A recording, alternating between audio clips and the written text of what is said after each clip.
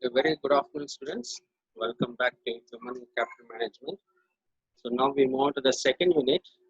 The title is Accounting Aspects of Human Capital Models. So in this particular unit and the next unit, we are going to discuss regarding Human Resource Accounting, also known as HRA. So to start off with Human Resource Accounting, right? So human resource accounting is basically an information system that does management. What changes are occurring over time to the human resource business? All right. So it basically looks into the changes that are happening in the human resource, in the human resources, the changes that are happening, and especially in terms of the cost benefit analysis, we look at human resource through this human resource accounting. And this human resource accounting is one of the latest concepts developed by few corporations in our country. Most of the corporations have realized that human cap resources are their precious resources. So it is required to take some measures to develop their human resource, but also take measures to accelerate their values. So basically, this entire concept of human resource accounting focuses on the cost aspects of human resource, right? With the remaining functions of human resource management are basically administrative functions. And then we have operational functions. Administrative functions are planning, organizing, staffing, directing, controlling. So these particular things are the administrative aspects of human resource management. And others like we have operations management, manpower planning, and performance management, compensation management. So those particular things that come under this particular, you know, uh, uh, operational functions. Now here, with regarding to the human resource accounting, this basically deals with the accounting aspects of human resource management. Investments made by organization on human resources, and for that particular investment, what is the return that we are getting, right? So basically, HRA we are calculating on HR. We are looking at ROI, return on the investments that we have made. So similarly, return on the capital that we have employed. Now, on this particular accounting aspects, we'll be looking into, because every new employee that we take into an organization is a cost to an organization, and every time we hike their salaries, it is a cost to the organization, right? So we are hiring new people. At the same time, for the existing people, we are giving them increments. Apart from the increments, there are something called as rewards. We have commissions. We have got incentives. So there are this particular whole aspects of cost factors, right? Salary is just one component. Now beyond salary, there are many other components which involve into the cost. So when organization is investing so much of money, so much of their precious financial resources on employing human resource, what is the return that they are getting? The return given by this particular HR to the organization. Now that particular part is what we see in our human resource accounting. So let's look at the definitions. The definitions given by various people on HRA. The American Accounting Association defines HRA, or Human Resource Accounting, as the process of identifying and measuring data about human resources and communicating this information to interested parties. So basically, this definition given by American Accounting Association, it defines HRA as two things. One is identifying the human resource, next measuring them. All right. So identifying is what we know through recruitment and selection. We happen to identify. Now, having identified, measuring the investments made by the organization on this particular human resources, right? So when you are making certain investments on human resources, organization should be able to justify that, right? And most importantly, organization has to justify this to the interested parties. Now, who are the interested parties? Stakeholders or investors. Now, the shareholders or stakeholders or investors, these people are directly not involved with the day-to-day running of the business. But these are the people who are going to invest money. These are the people upon whose investment the organization is running. So organization is accountable for everything. Organization is accountable to the shareholders and stakeholders. So when an organization is employing a CEO for X amount, or when they're hiring the general managers or so and so people at so and so salaries, organization has to justify that to the investors, and that particular investors here in the American Accounting Association is defined as like interested party. So similarly, there's a second definition that's given by M. and Baker. Okay. So Mr. M. and Baker defines human resource accounting as the term applied by the accountancy profession to quantify the cost and value of employees to their employing organization. So here they are trying to link the investment, that is quantifying the cost and value. All right. So they are going to they're trying to link the cost and the value for whatever investments and whatever cost the organization is undergoing. The value generated by the employee to the organization. End of the day, if the employee is not there, organization cannot exist, right? Organization is not run by a single person. Organization is not run by few people. Organization consists of whole group of people. Writing for starting from your peon and this attender all the way to the chairman, right? The peon or attender or some other people, say those particular people who are working in canteen, or a safety officer, or a labor welfare officer. Okay, now this sort of designations may not have that much importance, right? Say if an organization is having a primary healthcare center within its own premises, right? Now the doctors or paramedic people that are employed, they may not carry that much significance, but without them certain actions cannot be performed. When industrial accident happens, I mean somebody has burned their hand or something happens, it is the primary healthcare center, the people who are employed there, the doctor or the paramedic, who are going to run to the rescue, right? Now sometimes, now giving the right treatment at the right time is going to save that employee's life. No, so these people are also important. Attender or few may not have much of a significance, right? But without them, the work is going to become slow. Now, when we don't have your attender or a few in that particular department, what happens? The productivity of key people decreases, because there are certain tasks which the key people have to focus. The key people should not be focusing their work, should not be focusing on, should not be concentrating on moving files from one department to other department, or passing on the files from one desk to other desk. No, that's not the job. The job is something else, something better, right? So here we are trying, here in this particular definition, Mr. M. N. Baker is trying to link the cost factor and the value of the employees to their employing organization, right? And the primary role of human resource accounting is that of providing information essential for management to perform the functions of acquiring, developing, allocating, conserving, utilizing, evaluating, and rewarding human resources. So that is the primary role of our HRA. So the role is to provide information. Which information? Essential information to the management. Now, based on the information that is being provided by the management, the essential information that is provided by human resource accounting to the management.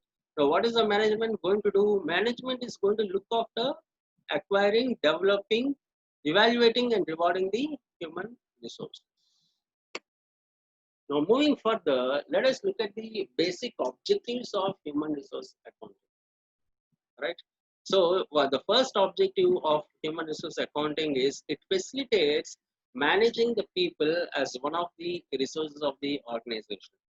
Okay, so here We are looking people as the one of the most important resource of an organization. Second thing, HRA helps the management in making decision about or in taking decisions regarding acquiring, allocating, developing, and maintaining human resources in order to keep control on human resource cost as one of the organizational objectives. So one of the organizational objective is to cut down costs, and one way of bringing down the cost is controlling the cost of the human capital. So this is one of the major areas. Right. Now, controlling the cost of the human capital is again a major concern. Right. Now, why it's a major concern? Because in an economy like us, in a country like us, we continuously face inflation. Right. Inflation is on a constant rise. When you are born, when you started going to schools and all, you should have carried 25 paise in your pocket to buy some things and all. Back in our school days, we used to carry 5 paise or 10 paise, right, when we are leaving home. Now 5 paise has got a lot of value, 10 paise has got a lot of value during the days when we were going to school. And by the time you came, this 5 paise, 10 paise, 20 paise all are gone, and then we directly came to 25 paise. Now 25 paise today is no longer in use. Later 50 paise came, today it's no longer in use. Today, the starting denomination is how much? 1 rupee. 1 rupee is the starting denomination, right? So, what is happening? The cost of human capital increases because of inflation. Based on the consumer price indexes, we fix the salaries so that he can afford a decent standard of living. Now, how do we cut the cost? Now, that's what the human resource accounting has to look into. Cutting the cost does not mean decreasing the salary. Cutting the cost does not mean not giving bonus. Cutting the cost does not mean not giving increments. No, it doesn't mean that, right?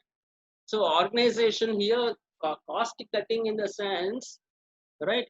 So wherever there are unproductive expenses,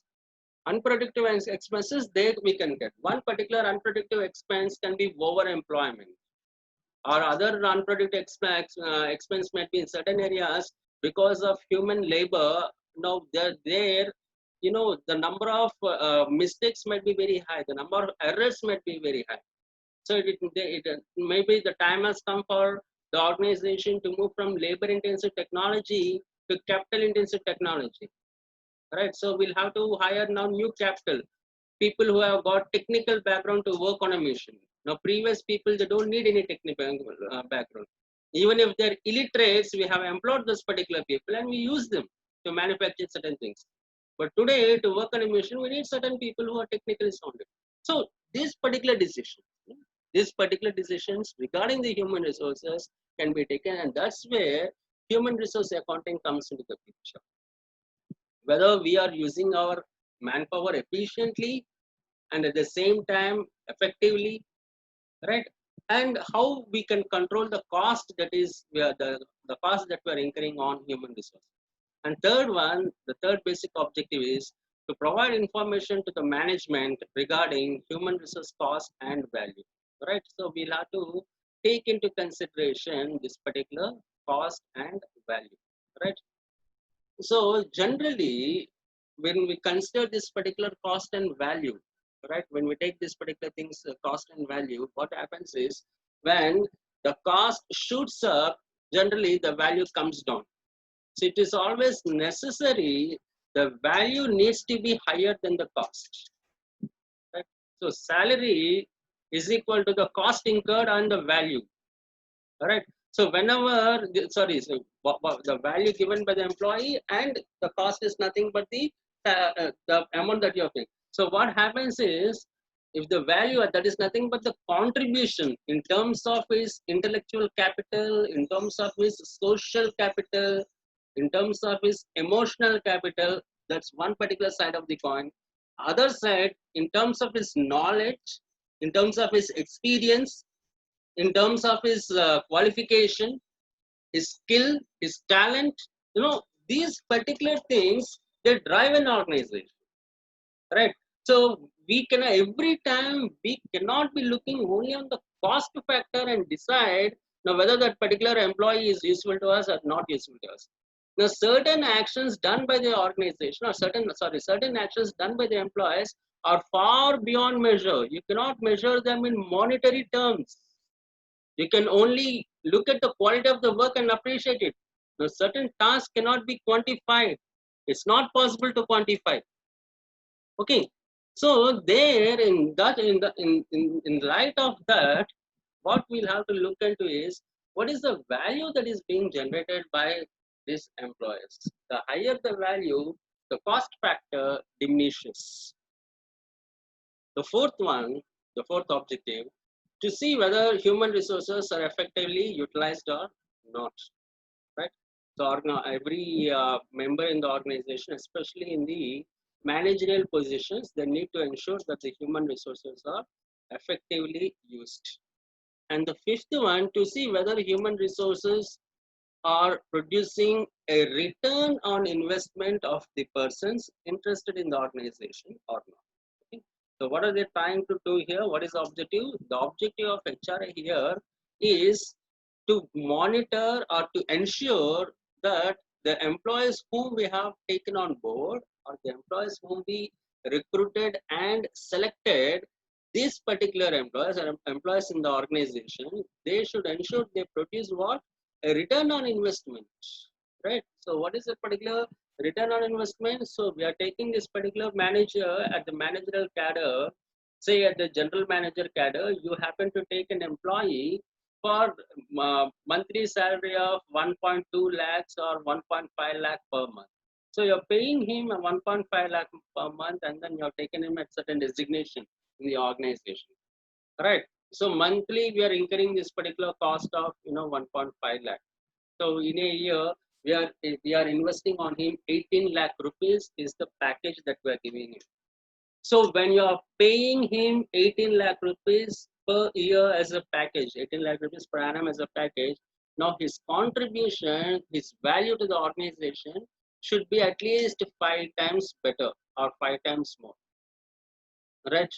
So which means to say he should be contributing like, you know, uh, around 150 lakhs or 1.5 crore. If he's generating an income of around 1.5 crore, it makes sense for an organization to invest 18 lakh rupees on that particular person, right? So that's how we happen to, the organization happens to look.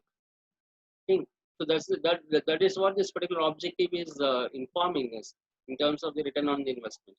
So for the investment, for every single NP that you're paying, organization in terms of its contribution should give a revenue of 5 times.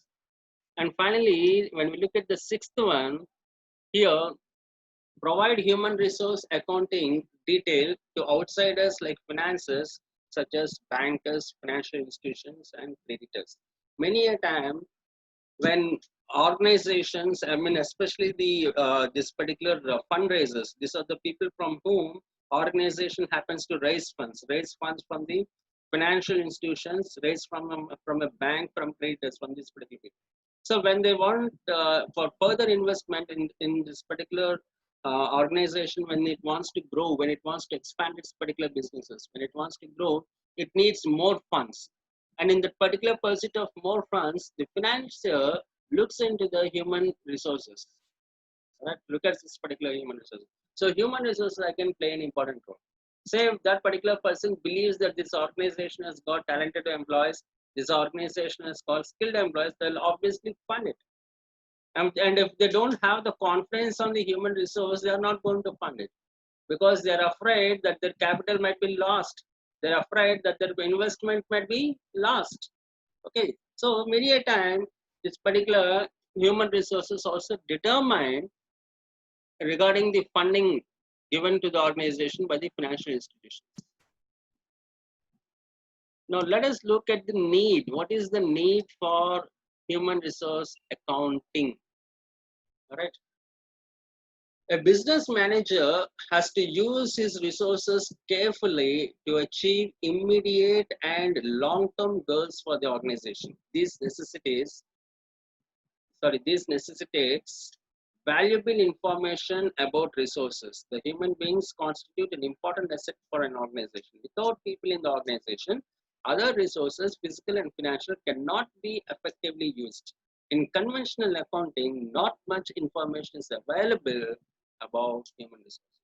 So when we look here, the need of the human resource management, it says that generally a manager looks at two goals. One particular goal is the immediate goal, the other goal is this particular long-term goal.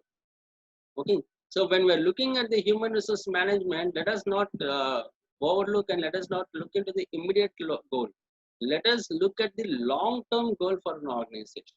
So when you're doing this hiring, when you're recruiting a person, when you're taking a person into the organization, let us not look this up. I mean, the value of this particular employee, or we need the services of this particular employee for immediately for 1 year or 2 years. Thereafter, when we grow big, when we get more revenue, right? When our turnover increases, when we have money in our hands, we will hire better employees. We'll hire good number of employees. No, such particular thoughts will not help an organization. An organization, especially in today's business world, it can be B2B businesses, industrial markets, or C2C businesses, consumer markets. Whether it's B2B or C2C, industrial or consumer, competition is the in thing. Competition is there, right? And in consumer markets, especially, the competition is cutthroat competition because we have monopolistic competition here. And in the business organizations, previously it was oligopoly. Now this oligopoly is also slowly turning into monopolistic in nature. Now with the advent of technology, take for example the services sector. In the services sector, we have got huge competition out there. Every year, thousands of new applications are coming, thousands of new businesses are coming. Okay, 2000, as I told you in strategic management class, we discussed, at one point of time, e-commerce, e-retailing was an emerging industry. It was a sunrise industry. It was emerging when 10 years back, right? 10 years or 20 years back, people still believed businesses can be done only through kirana shop. People still believe businesses can be done only through the physical shop. Now people will not go for e-retailing, right? Because for an Indian consumer, especially, seeing is believing. Unless you touch it, unless you see it, right? Unless you go for a trial, right? You wear that particular dress and see whether it suits, then you're not going to purchase. We had all these particular conventions, and because of that particular thing, people do not give a serious look towards this particular e-retailing. And then came this particular giants like Amazon, and later this particular giant, the other giant Flipkart, this particular people, Walmart entered, Amazon entered. So when people like Walmart and Amazon entered into e-retailing, now today it has become a very big business, right? Now how this particular brands, how this particular things were very, successful because they invested on human. Right? End of the day, the most important asset of an organization is what? Human resource management. I mean, human resources are the most important resources for an organization.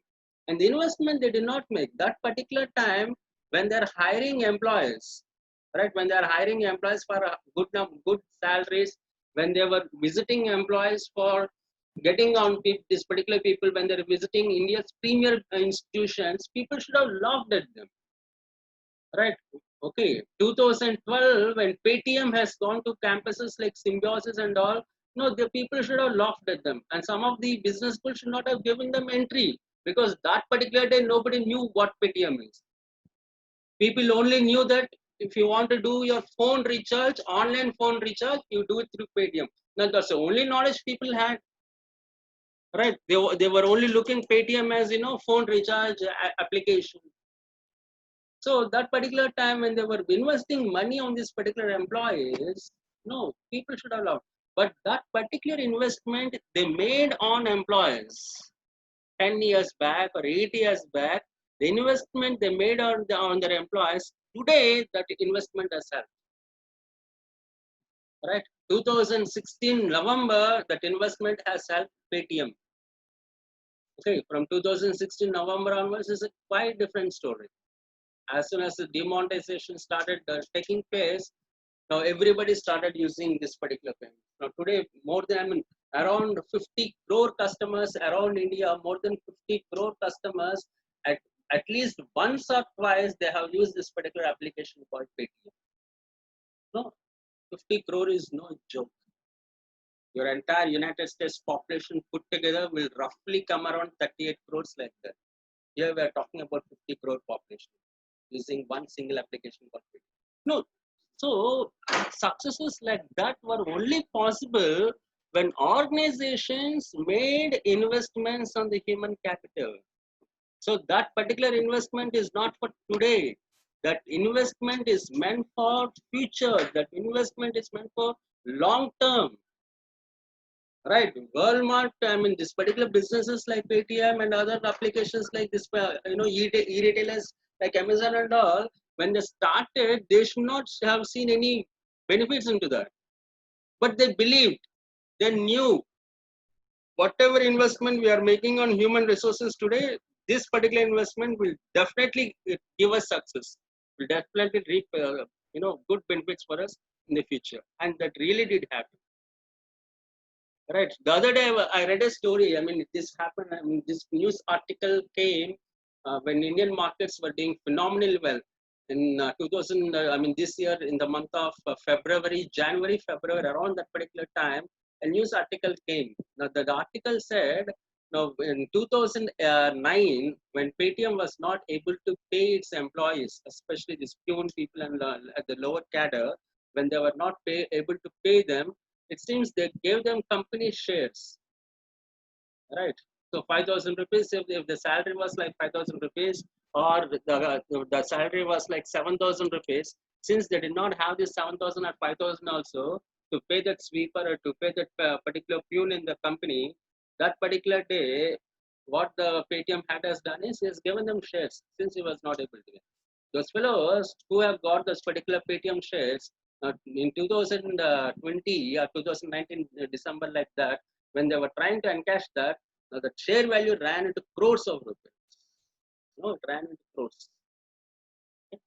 So that's the need. I mean, here this is what are the need of the HRS is. Let us not look at the immediate future. Let us look at the long-term future. Next, the second point says the levels of income shown in the conventional statement in profit and loss accounts do not accurately reflect the level of business performance. Right? Many a time people make a mistake here. Many a time people make a wrong judgment here. Now, what is a wrong judgment? Right? The wrong judgment is we look at this particular profit and loss statement and we immediately jump into calculation. Right, there are other things apart from this particular profit and loss statement. There are other things like operating cost and other things, right? So let us not, I mean, let investors not judge. It is very foolish of the investor to judge an organization purely based on profit and loss statement.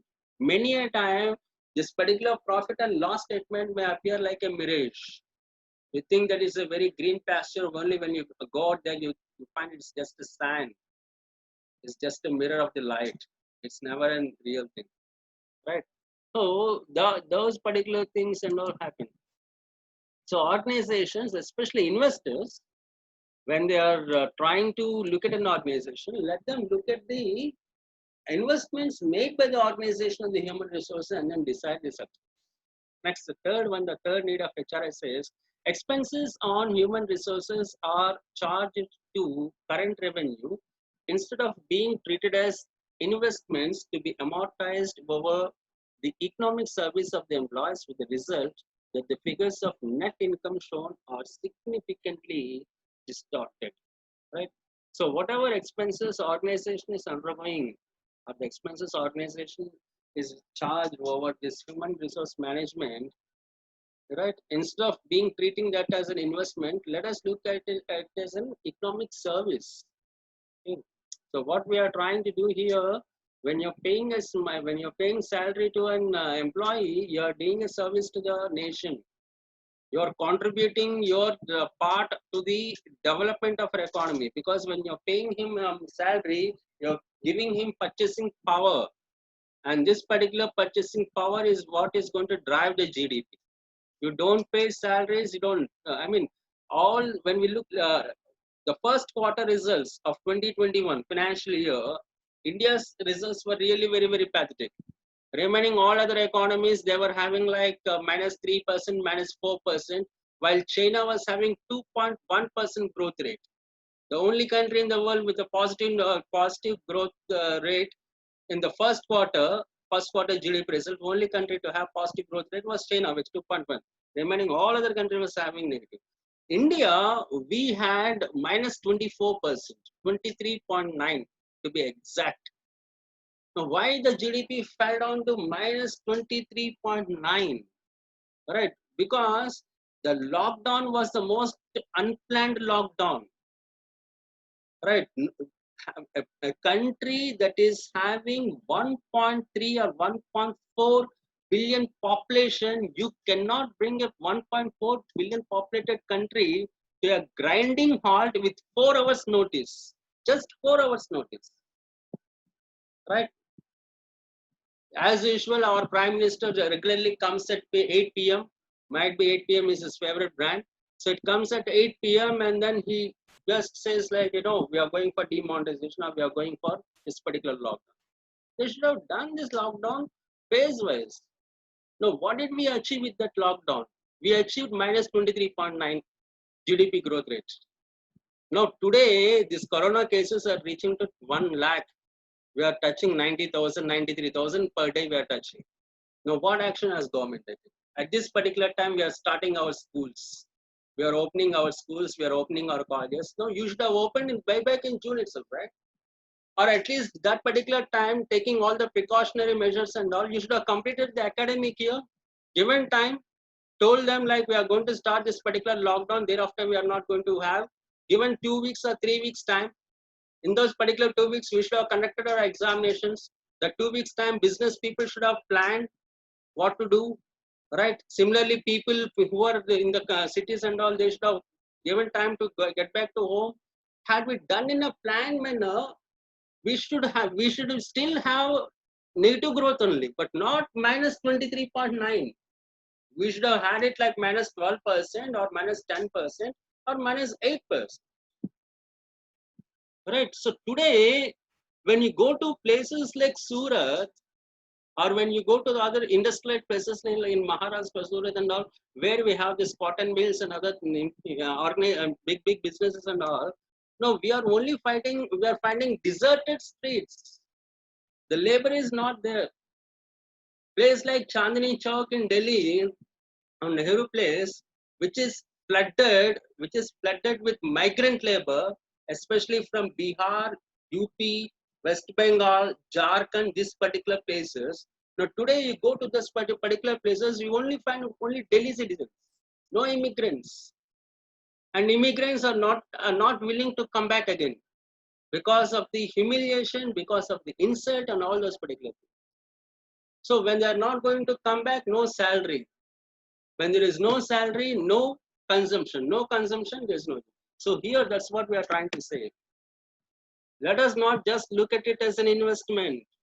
Look at this particular investment as also an economic service of the employees. And the last one, when you look at the need of human resource accounting, the result in the conventional balance sheets fail to reflect the value of human assets. Hence, there is a distortion in the value of organization and the rate of return of investment. So many a time, what the balance sheet does not show is, balance sheets do not show the value of human assets. They only show the cost of human assets. Balance sheet only reflects what? It reflects only the cost of human assets. It does not reflect the value of human assets. No, this is a major thing that we'll have to think over twice, right? Had only the balance sheet shown this particular, along with the cost that we are showing, the value also, if we are able to show the value of the human assets, now that should have been a completely different story. right? So here the author is also trying to tell us, let us not immediately jump to a conclusion looking at the cost that is shown in the balance sheet. Based on that, let us not decide the rate of return on investment. Let us also look on the value that is being contributed, the value of this particular human assets, the other side, and based on that, let us look at it, like look at the return on investment in a optimistic way. When you're looking at it from the cost angle, it is pessimistic. We only see the negative side. But when you're looking at it as an looking at it as an from the value as a human asset value, we are looking at it through optimistic view with a positive outlook. So let me stop this particular class here. We will